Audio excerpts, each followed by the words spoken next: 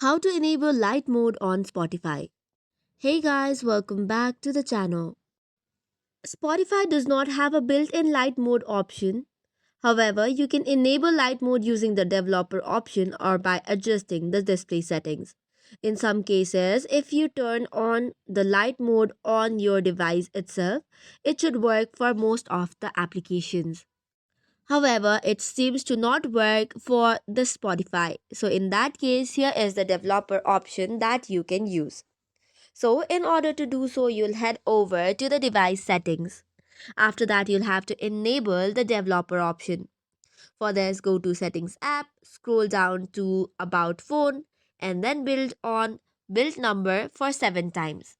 This way it will enable the developer option. After that, you can go to system, head over to display or developers option and scroll down to toggle on override force dark to off. This will now ask or force the apps that are in dark mode to switch to light mode, including the Spotify app.